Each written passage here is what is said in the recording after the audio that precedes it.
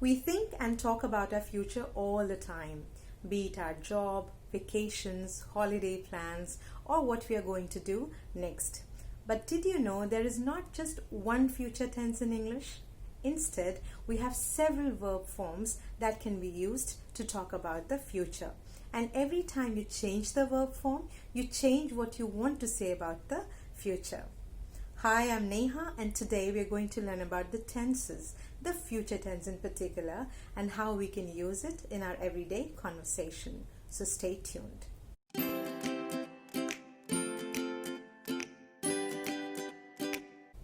In this video, we'll look at how we can use different verb forms to talk about A. Prediction, B. Plans or arrangement, C. Schedule, D. Promises or offers in the context of the future. I'll try using simple words and lots of examples to make it easier for you to understand these concepts.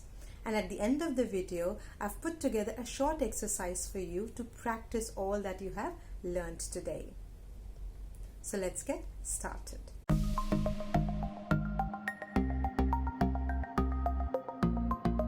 The first one is using will for prediction. Now, when we use will for prediction, it is entirely based on an opinion. That is, we do not have any evidence to support what we are going to predict. Let's look at an example. Here the lady says, I think New Zealand will win the match today. So the person is predicting what will happen in the match. But does she have an evidence at the moment? No. Perhaps the teams haven't even started playing. This is entirely based on what she thinks will happen in the match. So we can use will to express our belief about the future, which is entirely based on our opinion. It's about what we think will happen. So we use will to express our belief about the future, which is entirely based on opinion.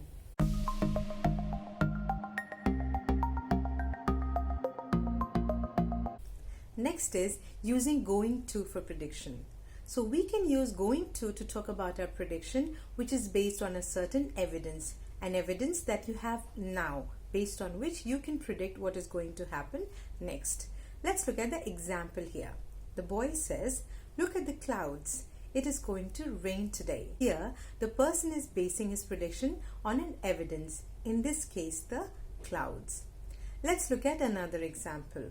I've worked really hard this time, and I'm definitely going to do well in the exams this year. So here, the person is predicting about his or her performance in the exams based on how hard he has worked for it.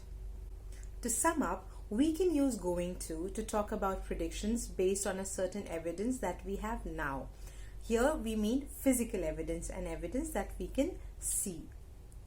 While we can use will for predictions which are entirely based on somebody's opinion. There is no evidence to back up the prediction.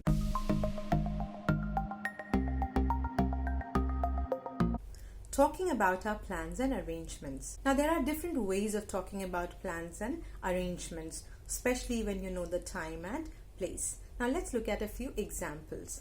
The first example says, I'm going to get a haircut next week.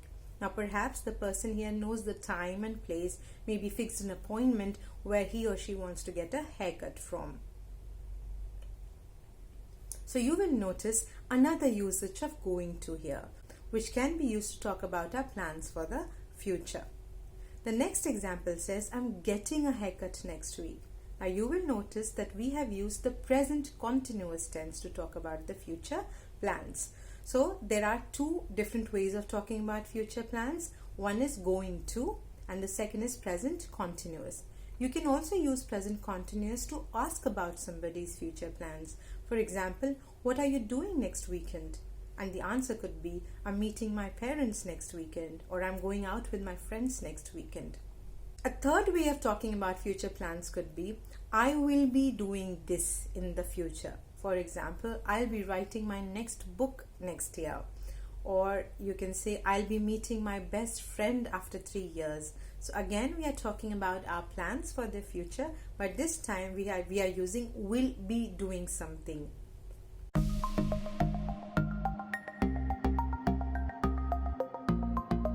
Now let's look at how we can talk about schedules based on timetable or calendars. Now let's read these 3 examples first. The first one says, it's my birthday next month. The second example says, the train leaves at 9 p.m. And the third example says, we have a test on Monday. Now you will notice that all these 3 sentences point to a future time, but we have used the present simple tense here. So you can use the present simple tense to talk about schedules that are unalterable, something that cannot be changed. So you cannot change somebody's birthday, right? So you can use the present simple to talk about it. For instance, it's my birthday tomorrow. So you are referring to tomorrow, which is future, but you are using the present tense for something which is fixed, a schedule which cannot be changed. Using will for offers and promises. Now let's read these examples first. I'll get the books for you. Cool, I'll send my daughter to collect them.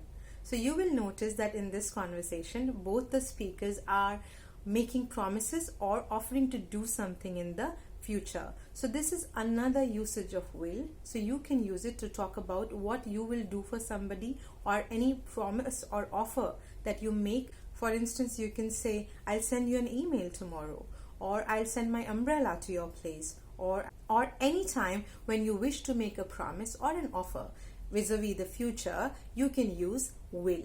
Now let's quickly review all that we have learned today. So we can use will for predictions which are based on an opinion. We can use going to for predictions based on a certain physical evidence, and evidence that you can see. We can use going to, present continuous, or will be plus ing form of the verb to talk about our future plans, especially when we know the time and place. We can use the present simple to talk about our schedules which are unalterable, something that cannot be changed. And lastly, we can use will to make promises or offers. I have put together a short exercise for you to practice these concepts. Do try it out and write your answers in the comments below. I'll read and respond to each one of them. And if you wish to learn English with us, then do subscribe to our channel and don't forget to press the bell icon next to it so that you get the latest updates. So that's all for now. See you in my next video.